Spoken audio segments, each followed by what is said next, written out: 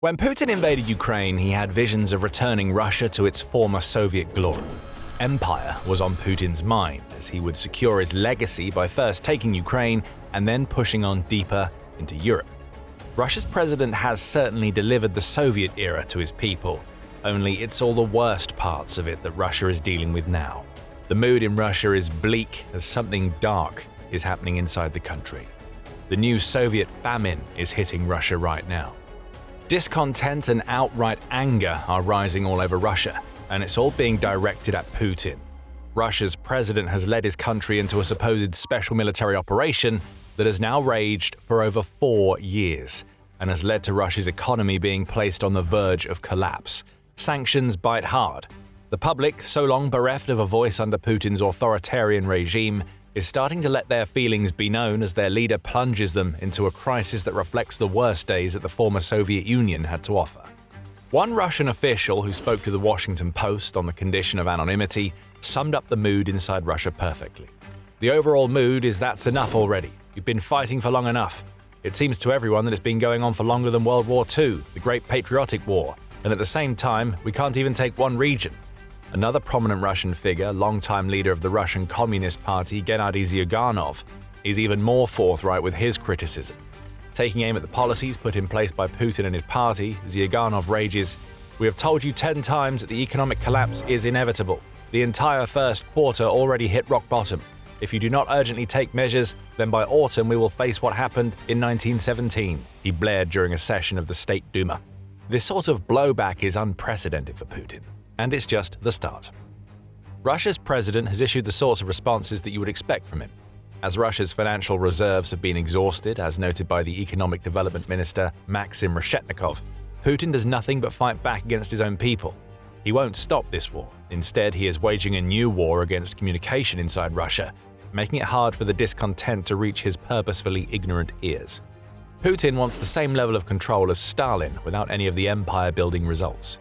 And as Putin bounces from one failure to the next, despair inside Russia is growing. Rampant inflation, issues with food supplies both in Russia and on the front, a desolate business landscape, and hopelessness among the young are symptoms of the new Russia that Putin has created. Russia is now an economic twilight zone, and this is an episode that isn't going to end anytime soon.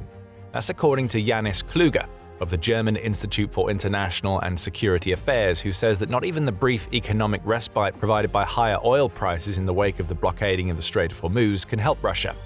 Right now, the Russian economy is in a strange twilight zone between the positive effects that can be expected from the closure of the Strait of Hormuz and the high commodity prices, and at the same time Russia's own economic dynamic, which was worsening significantly in the last months, Kluge declares.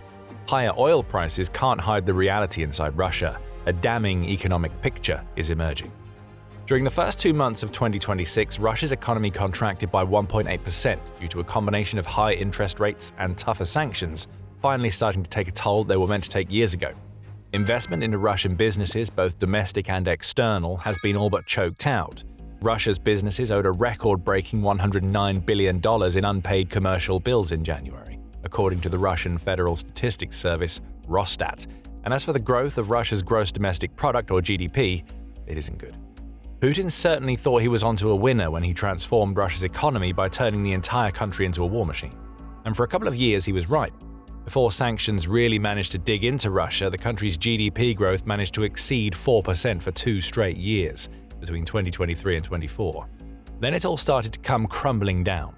In 2025, Russia's GDP recorded just 1% growth for the year as a whole, taking a wider view over the last decade or so. Robert Nigmatulin, who is an economist with the Russian Academy of Sciences, laid it all out when he noted that GDP growth in Russia has averaged 1.5% per year since 2015. As for consumer prices, those have risen by 77% during the same period. Whatever short-lived bubble that Putin managed to create with his focus on the Russian military-industrial complex has been short-lived, and Russia is now facing yet more failing growth as wartime spending climbs to ludicrous levels. Rising oil prices have helped Putin in the short term. The International Monetary Fund has raised its GDP growth forecast for Russia in 2026 from 0.8% to 1.1%. That's hardly the good news that Putin needs to hear. Russia has a target of creating $102 billion in budget revenue for 2026, the European Union Institute for Security Studies points out. That target is going to be hit. Russia needs the high oil prices that we're seeing right now to last until the end of 2026. All it will take is for the US and Iran to end their war. Then Russia will be dumped right back into crisis mode. And still, the war spending doesn't stop. When the Soviet Union was pouring billions of dollars into building up the Russian military, it did so because it had an empire to maintain and more territory to conquer. Putin, he's managed to spend $2.5 trillion of Russia's money on a war that has gained Russia a portion of Ukraine that is roughly a tenth of the size of Texas following the initial wave of occupation in 2022. That's according to United 24 Media, which says that the economics of all this boils down to an eye-wateringly bad $90 million for every square mile of Ukraine that Russia has managed to occupy. $2.5 trillion. That is a ludicrous amount of money that Russia has spent on destroyed machinery, human capital, military spending, and economic collapse. People all over Russia, from the elites down to the poorest of Russians, are looking at this and they're asking the obvious question: why are we sacrificing so much for a conquest that hasn't conquered anything? Mikhail Khodorkovsky, who was once Russia's richest man and now opposes Putin from his new base in London, says that whatever patriotic fervor that Putin's war against Ukraine inspired has all but dried up. The war has gone on for much longer than anybody anticipated, he says, adding, "The fact that they won or lost 3 villages is not helping much."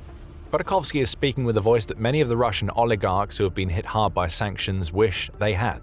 But far more worrying for Putin is that it's not the oligarchs whom he can threaten with open windows and unexplained death that are the problem. It's Russia's people. And they're tired of being beaten down by a Soviet-era-style system of economic decline that has been caused by Putin's complete economic failure, as his tunnel vision drives him to continue a war with no end in sight. Despair is turning into outright anger, and that threatens to change everything for Putin. Before we dig into the depths of Russia's despair, you are watching The Military Show. If you haven't subscribed yet, now is the perfect time to hit the button. Russia's big business magnates may be too scared to say the types of things that Khodorkovsky is saying. But on the lower end of the scale, Russia's small business owners are feeling despair as they are shocked over and over with higher taxes and policies that seem designed to force them to fail. One Moscow business person who spoke to the Washington Post points out that nobody knows how long the Ukraine war is going to last, least of all Putin himself. The conflict in the Persian Gulf is dangerous because it's given Putin an unwarranted boost. For the rest of Russia, the problem is simple. No one understands how long the war is going to last, and on the other hand, people increasingly fear that the state is going to take more and more away from them, the businessman says. Tatiana, who is the 53-year-old manager of a logistics company, says that what she sees now has revived terrible memories of the dying days of the Soviet Union. "We already lived behind the Iron Curtain once, and then we were sure it would never happen again. But in reality, it has. Now we have a digital Iron Curtain," she says, again pointing to Putin's response to Russia's economic crisis. There is no policy, only crackdowns. An attack on the Russian communications space is being designed to stop Russia's people and business owners from speaking out. The latter have plenty to complain about. On April 28th, the Moscow Times published a massive expose of the impact that Putin's Soviet-like policies are having on Russia's smaller businesses. Due to tax changes introduced at the beginning of 2026, 65% of Russia's small enterprises failed to post a profit during the first quarter of the year. These types of businesses form the backbone of Russia's domestic economy, the outlet points out. But now they're dealing with higher taxes, higher interest rates, and a chronic labor shortage caused by Putin sucking up the talent and spitting it out, either into the military-industrial complex he has created or into Ukraine itself. And the crazy part is that Putin turning the screw on Russia's small businesses isn't delivering the sort of windfall that he thought it would. Between January and March, tax revenues generated from businesses and individuals that have to use Russia's special tax codes fell by 16% compared to 2025. And if we want to talk about despair, the Moscow Times reports that 63.5% of Russian business representatives expect their country's economic situation to get worse. Another 25% say they think it will stay the same, which is hardly encouraging given the sad state that Russia is in right now. Still, what money Russia has is being funneled into state-owned businesses that support the war. Putin and his cronies are doing pretty well for themselves. Everybody else can shut up, work, or burn in an endless war. Now let's focus on the everyday Russians. We alluded to Russia's Soviet-era famines in the introduction to this video. The good news for Putin's people is that their food situation hasn't quite climbed to that sort of crisis level, at least not yet. But it's not like Russia is immune to the effects of food issues. There were even signs that something bad was on the verge of happening back in July 2021. That's when UNICEF published The State of Food Security and Nutrition in the World 2021. which was a report highlighting how many people experience food shortages in their countries. The report said that about 9 million Russians lived with issues related to malnutrition or food shortages, with 400,000 of that 9 million living with severe food insecurity. Fast forward to today, and there are more signs that Russia's people aren't doing all that great on the food front. Do you remember the rampant inflation we mentioned? Consumer prices in Russia have risen 77% since 2015. Food is far from immune to these price increases. In fact, it's among the worst affected products. In a February article, the BBC revealed that food budgets had soared well in excess of 20% between January and February for many everyday Russians. All staple foods, from eggs to vegetables, are being affected. The cost of potatoes is up 167% in 2026 compared to 2024. Milk is up 59%, canned beans 55%, and basic white sliced bread is up 45%. That's 2 years of food inflation. And you can add Russia's new value-added tax rate of 22%, up from 20%, on top of that. It's getting a whole lot harder to fill cupboards and fridges in Russia, and this situation hasn't been helped by a disastrous 2025 harvest. By August of last year, the harvest was shaping up to be the worst that Russia had seen in over 17 years. Russia is a country that once banned Western food imports in 2014 in a retaliation against sanctions imposed by the West in response to Russia's illegal annexation of Crimea. The sanctions levied against Russia today have mostly exempted food, but bad harvests mean that Russia will have to import more food than ever before. That imported food is more expensive than the food grown at home, and you've just seen that Russia doesn't exactly have the sort of economy that can handle food imports on a large scale due to Putin spending so much on the war. Everyday Russians might not be feeling the effects of a famine that compares to the worst of the Soviet era, but they're becoming increasingly food insecure. And as for Putin's soldiers on the front, actual food is starting to feel like a luxury. Those whom Putin has tasked with bringing glory to Russia's name are also the people whom Putin treats worst of all. In an April 25th report, The Times revealed that Ukraine's military intelligence has found evidence of Russian soldiers growing so desperate for any sort of sustenance that they're resorting to cannibalizing the bodies of their dead comrades. Ukraine has found at least 5 instances of this practice, which were discovered when Ukraine intercepted dozens of Russian audio transmissions. Some Russian soldiers are even actively killing their comrades to get at their flesh. There's famine on the front, and it's driving Russia's soldiers berserk. One has to wonder how bad things might get inside Russia itself if food inflation continues to skyrocket and harvests fail to deliver. Hope is being lost among the Russian people. Despair is setting in, and it's Russia's young who are bearing the greatest burden. Putin's war has snatched away whatever hopes that Russia's younger people might have had for living lives outside of the factories or away from the kill zones in Ukraine. As small businesses collapse all around them, the options being presented to Russia's youngsters are narrowing down to fight or build machines. The general mood is shared by 19-year-old student Igor, who tells The Washington Post, "Overall, both I and the people I know feel a complete sense of hopelessness that nothing can be done about it. Everyone wants to leave, but most don't have that option.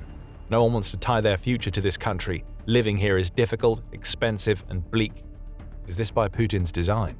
If the goal of Russia's leader is to force as many young people into military service as possible, then perhaps reducing the Russian economy to a state as bad as anything we saw in the Soviet era is a masterstroke.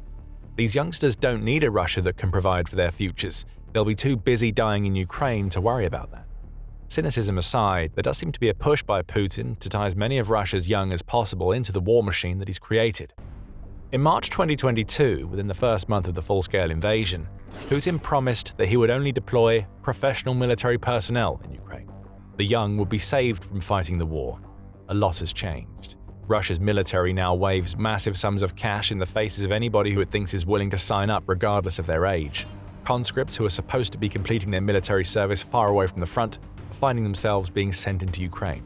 By July 2025, the BBC Russian service had found verified evidence of at least 245 Russian soldiers, aged just 18 years old, who had died between 2023 and 25 in Ukraine. There are likely many more, and none of those 18-year-olds was ever meant to be in Ukraine. The young who managed to avoid fighting directly on the front are still being pressured into contributing to Putin's war machine in other ways. On April 4th, The Independent revealed that Russia is trying to boost its drone forces by offering students massive sums of money to become engineers or drone operators. The Russian military has tried to claim that this is all nonsense. There is no pressure being placed on Russia's young to sacrifice whatever life they want in return for becoming drone pilots or engineers, Russia says. But we've seen Russia break promises to its young before. And in the endless war that Putin is waging, there will always need to be fresh supplies of meat to send into Ukraine. Hopelessness is all that many of Russia's people have, a dismal despair that has been caused by Putin's destruction of their economy and lives. For Putin, none of this would matter as long as he could maintain the authoritarianism that has kept him in power for over a quarter of a century. However, something Putin never expected is starting to happen. Russia's voiceless are starting to be heard. The people are turning against their leader. On April 24th, Pravda reported that polls by the state-run All-Russian Public Opinion Research Center found that Putin's approval ratings had dropped for the 7th straight week. Right now, Putin's approval rating is 65.6%, which is the lowest that it's been since 2022. Trust in Putin has also declined to 71%, with the overall declines in both figures being 7.3% and 6.5% respectively over the 7 weeks in question. You may look at this and rightfully see that Putin still seems to have the majority of people on his side, but bear in mind that Putin reigns over a country where the slightest hint of dissent can be enough to send you to the gulag or even worse. Exile and even death have been the ends for many who have stood against Putin in the past.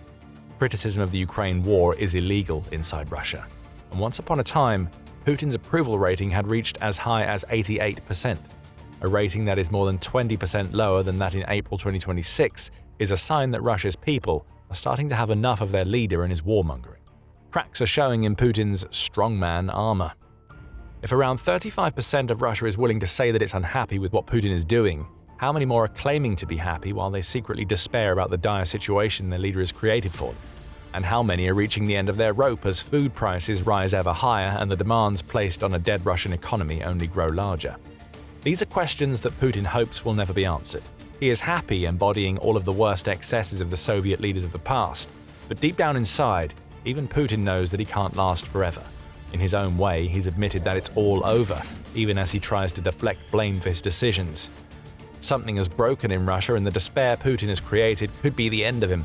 Find out more about the unraveling of the systems that Putin has created in our video.